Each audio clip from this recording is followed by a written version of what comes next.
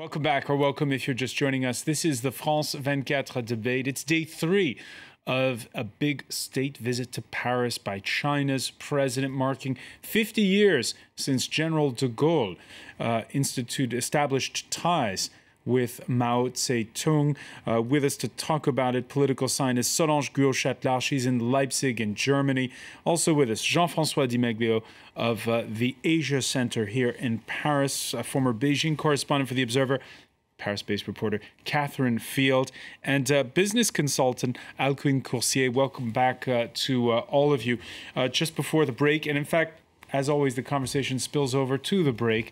We ask the question, I'll put it to you. Is Xi's presidency a break with the past, or is it continuity with his predecessors? I feel in the political development is rather in a continuous way to the direction which was fixed in the previous maybe generation. But personally, he's quite different. I mean, his style is different. His personal style, and maybe his way of expression as well. The previous president, he expressed less at the personal tone, maybe more in a collective tone. But President Xi himself is more impulsive as the leader, as a personal charisma that was disappeared since quite many years in the Chinese state under, we always feel not so clear who is ruling China, because there is a very strong party which is not so clear in the power structure. Catherine Field? I see him pretty much as the same as everyone else who's been before him recently. We haven't seen that much change when it's come to human rights. We haven't seen any change when it's come to grassroots democracy. But there's been this announcement that there would be land reform coming up, that there would be... There's always something coming up. If you have a look, was it today or yesterday, Amnesty International came out with a new report on the number of executions in China, that there are more executions in China than the rest of the world put together last year. I would have hoped that during the talks with the foreign ministry that the French government would have brought up cases of certain individuals who are having troubles either in prison or are being hounded simply through a lack of judicial reviews, through lack of civil society in China, one would have said. So we've seen no difference there. We've seen a lot more pressure on journalists, a lot more pressure on freedom of speech. I think once that changes, I will start to think that he will need to do more than just, was it him who last week or the week before went out onto the street and bought his dumplings, stood in line with the good people of Beijing to buy his dumplings, and this was supposed to be a sign that this is a new leader. Well, you know, here in France, the land that brought everyone the Declaration of the Rights of Man, you need to do a lot more than just go and stand in line to buy your dumplings to show that you're a different leader of the Chinese people. Jean-François MEGLIO? Yeah, I guess French presidents have done a lot to show that they were exactly like normal people. I mean, every day they show us this type of things. So, well, obviously, I fully agree with you. There is no change of regime in China. And we all know that the ultimate goal of any president in the People's Republic of China is to help Communist Party to stay in power for as long as possible. Having said that, they don't know how to keep it so. But it was also, wasn't there one, when Deng made his reforms, there was the announcement, and the reforms took time to happen. Absolutely. No, I think we are really in a Deng-like era. I mean, it has been stated very often, and you can make a perfect parallel between what happened during the Deng era at the beginning and what's happening now. Centralizing power? Absolutely. If you remember well, Deng's motto was for modernization. And if you remember well, there was one opponent who wanted the fifth modernization, which was democracy. And wait in China, what happened to him? Well, he was jailed, he was sentenced. And you have exactly the same thing. You have lots of progress in terms of economy, in terms of opening up, even opening up on the financial side, economic side. But also, there is a feeling that if you open too much, it's obvious you lose power. Which leader in the whole world tries to lose power? No one. All right, and I have some bad news perhaps for Catherine Field, who was openly wondering a minute ago whether or not the French were perhaps making him squirm. Reporters Without Borders, if this is any yardstick, Reporters Without Borders tried to draw attention to increased censorship in China this morning. They had 5 trucks displayed. One of them managed to get to the Eiffel Tower. There you see. It's a montage, by the way. That's not really what he did there. The slogan, "Without freedom of information, no checks and balances." That truck made it to the Eiffel Tower. 4 others, though, according to the association, were stopped and sequestered on the ring road that goes around Paris, the périphérique, by police. And it always broaches the question, Solange Guillot-Chatelard. We heard the French president today say Chinese companies are welcome as long as they bring jobs. I didn't hear much about human rights in François Hollande's speech. I don't know whether the subject of human rights will be laid down as an issue that is publicly discussed. But how should France handle it? How do you think France should handle it? It's not a new issue. Come on, at the level of state leaders, both have a lot of nasty skeletons in their closet, and what happens at the diplomatic level is, of course, largely theatrical. And François Hollande has to respect, I think, certain interests or concerns of his guest, just as his guest will also not probe, let's say, François Hollande on France's nasty history. Does not evacuate the meaning and the value and the importance of these subjects. Of course not. And I do think that this persistent crackdown on social forms of free expression in China, the 2 million people who are mobilized to scan the internet, people live under this every day and they don't like it. And of course, these issues are serious points of tension within Chinese society, and that will keep coming up in the years to come. But I think at the level of state leadership, of a head of state, that is thinking not only about its own population moving forward, but how to lead the world into the next 2-3 decades, how to lead the world into the next 2-3 generations, you have to not lose sight of the bigger picture. And they will be speaking about human rights, I think, but we just have to sort of put things into perspective. And I think, again, although human rights will be mentioned, maybe not publicly, perhaps more in a private way, certainly in a diplomatic way, I think, as I said again, crucial issues of economic cooperation, strategic cooperation, will be on the agenda. All right, Realpolitik, we're talking about France, which does not have 7.6% or whatever growth. That's right. And don't forget as well, there is also competition between European countries vis-à-vis their role to China and with China. And is it win-win when you see, for instance, what is it, Dongfeng to the rescue of our ailing car maker Peugeot, when you see agreements on things like Airbuses? Well, one has to remember that the Chinese investments into Europe are growing, but they are still very low compared to the power and the strength that Chinese money could have in Europe. So there is only way to grow. Just to be back to the point about, yeah, I totally agree with Solange. There was probably some discussion about human rights and so on, not on the public scene, but in private, for sure, yes. But there is this competition about who will be the lead country in the European dialogue with China. And one of the important... Let me ask you on that point. What works better? In 2007, the German Chancellor Angela Merkel met with the Dalai Lama. Yeah. What works better? That kind of statement where you talk tough, or doing it all behind closed doors? Well, you can talk tough, one, if you are strong economically and you have some clout in the debate, and two, if you are sure that someone else will play a worse boy as you would. And that's what happened to France in 2007-2008.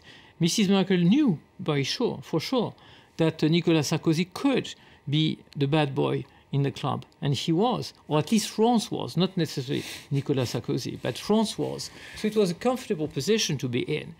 As of today, UK is the bad boy. So why would you play the bad boy?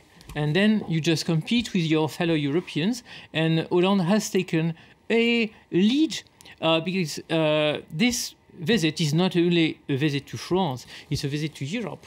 And France stands at a quite high level in this visit to Europe. And one has to remember as well that Xi Jinping is the first Chinese leader to visit the European institutions. So he, for the first time, recognizes the existence of European institutions as opposed to the previous stance by Chinese leaders to deal with European countries one by one. One comment coming through us on Twitter here: Xi Jinping is the new king of the world. Do you agree with this? That France has now leapfrogged Britain in terms of who's in or out with the Chinese? Well, we're all in a difficult position with the Chinese at the moment because of what's happening in Ukraine and Crimea. Everyone needs China on side at the moment for the United Nations, for the votes. This is really very important. As we saw, was it last week at the Security Council that China abstained rather than vetoed. So having China on side, not upsetting China at the moment on that level is immensely important, not just because we need them on side or the West needs them on side. Everyone's hoping that China, because China is the good boy at the moment, doesn't want to pick a fight with Russia. So it will stay out of the Crimea debate and it will be neutral. So it's really important for France to, if you like, as a member of the Security Council, to keep China on side and to say, don't get involved, but abstain, don't veto what the Security Council is doing. All right, another reaction from one of the viewers. This is the mirror of the French politics in Africa, which supports dictators for its economic interests. And that brings us to the topic of Africa. I know it's your specialty, Solange Guillot-Chatelard. The French president, François Hollande, in the speech he gave just a few hours ago, hailing the fact that China had supported France's efforts in Mali and Centrafrique, and also tipping his hat for the fact that Beijing is brokering attempts to try to get a lasting peace between the rival factions in South Sudan. How much does France need China in Africa? I'm not sure we can determine at this stage how much does France need China, but France certainly wants to protect the interests, the strategic interests, and the strategic advantages that it has in Africa. It remains one of the most powerful military forces and presences on the African continent, and it certainly doesn't want its position to be undermined or disturbed to a very large extent. And China, as it has become the second largest economy in the world, and as it rises as a foreign investor, is of course seeing a lot of its interests, both now in the medium but also in the long term, in Africa, and it's realizing that it's actually quite challenging to operate in Africa in a sustainable way. And it also has interest now to protect its investments and perhaps to a lesser extent protect its citizens. But certainly there are new security interests that are arising in Africa that have only appeared because of these new foreign investments that are taking place. And I think to the extent that they both have interests on the continent, they will probably look for common areas of cooperation. And I think that is something that both sides will be talking about. Which is ironic. You imagine it always as a competition, but in this case, the two need each other to both do more business. It will be competition, side-by-side cooperation. That's what happens. It was brought up at every level of the discussion: the economic discussion, the diplomatic discussion, the cultural discussion, the monetary discussion. Because if Paris is so important in dealings with the Chinese currency, this is a lot because of the flows of money which come through Paris and go to China, or come from China and flow to Africa. And on this issue now of needing each other more or less, there's been one point which has been quite controversial, which was for instance this deal that was signed for these helicopters, and there's been a lot of criticism here in Paris saying, wait a minute, we're going to sign on to jointly make helicopters for the Chinese. They're going to take the technology and throw us overboard. Right. This is the everlasting debate about transfer of technology. But transfer of technology did not start today. I mean, it started a long time ago. Do you think that this deal with Avicopter is a good one? Well, it has been carefully managed, like any deal involving transfer of technology. There is a common knowledge about China lagging in different areas between 5, 10, 20 or 25 years to the Western technology.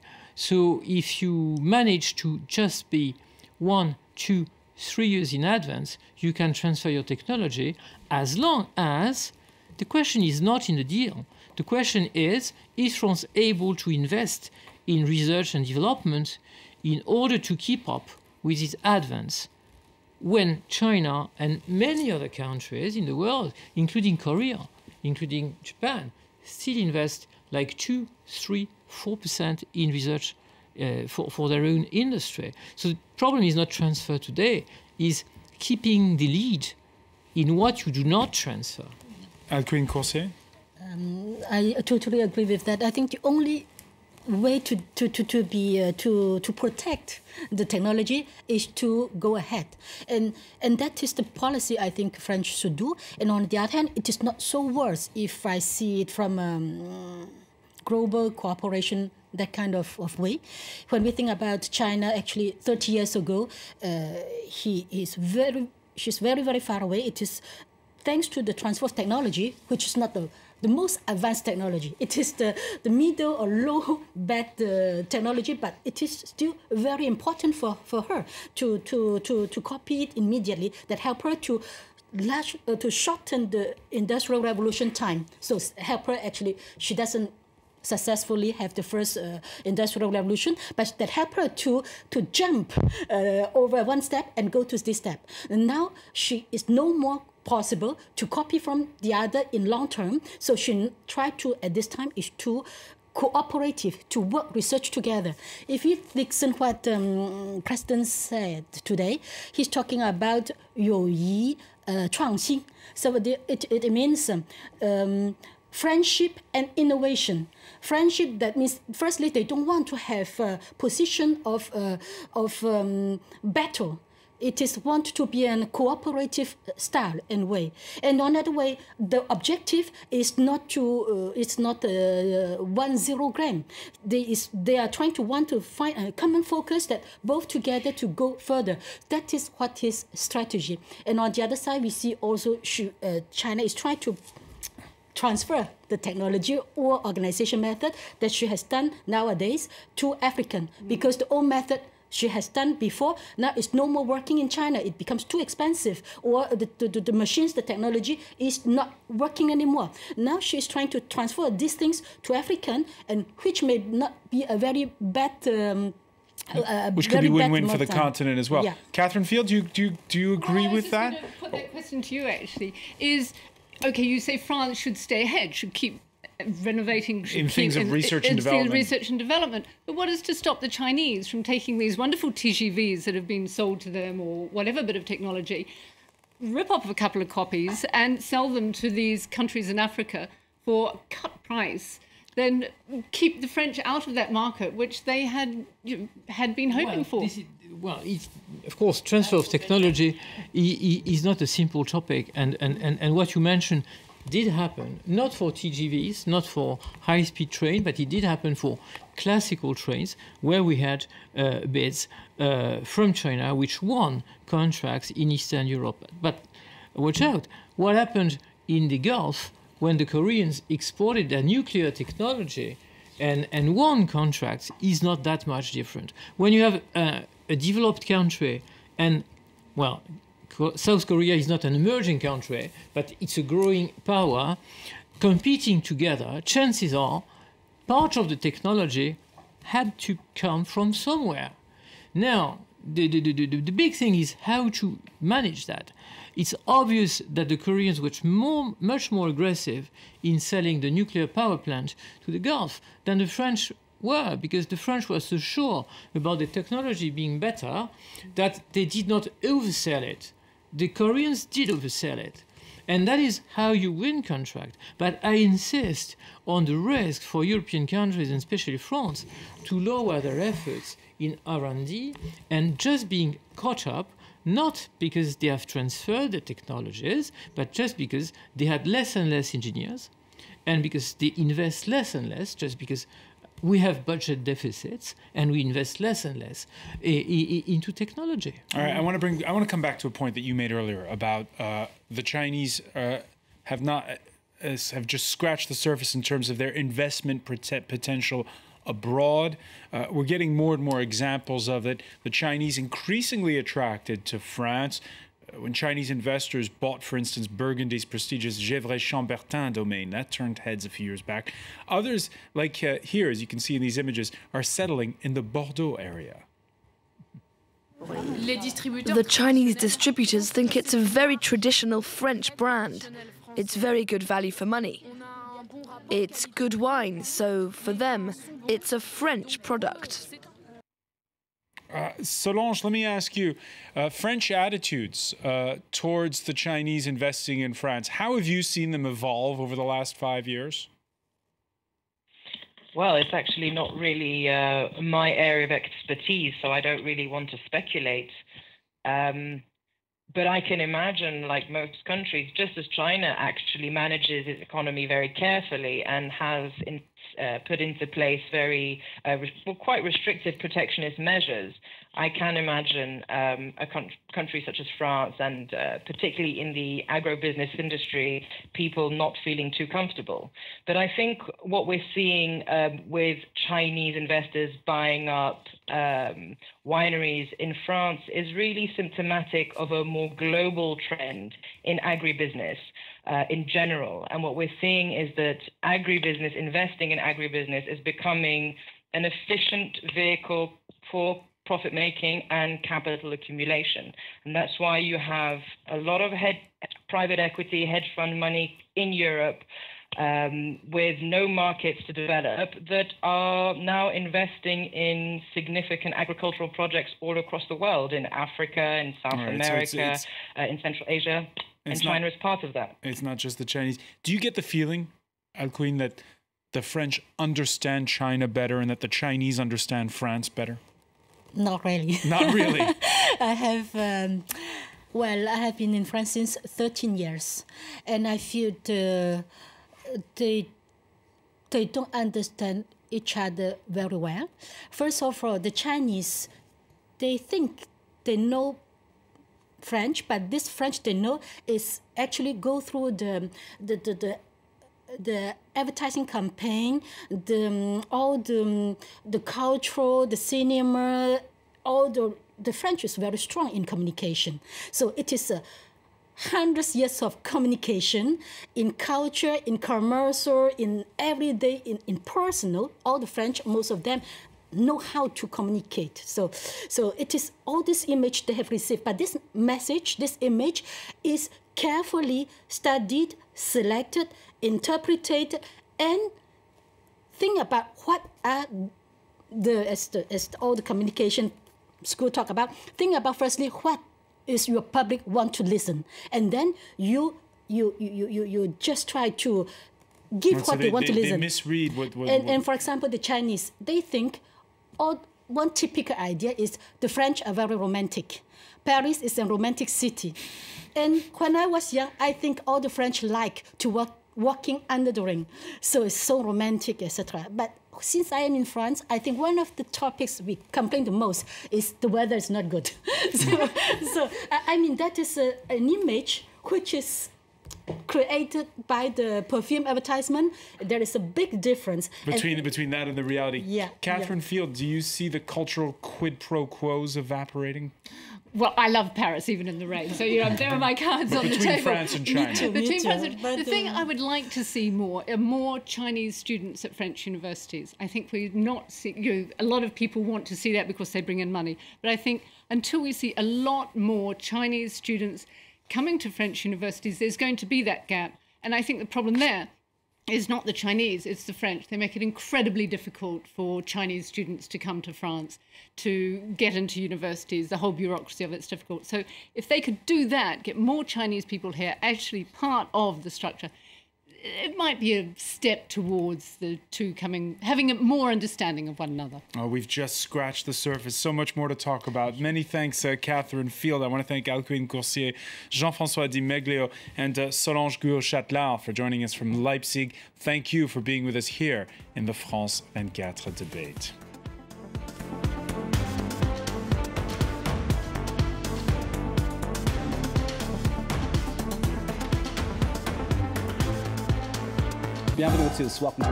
Reporters. Kathmandu Airport. Every day, Nepali workers venture to Gulf nations in search of a better life. Some of those workers will lose their lives. For the Himalayan villagers who survive, the Arabian Peninsula is their new home. Their plight is a feverish pace of little or no wages or freedom, all the ingredients of modern organised slavery. From Nepal to Qatar, France 24 investigates the dire conditions of the Nepali exodus. Reporters on France 24 and France24.com.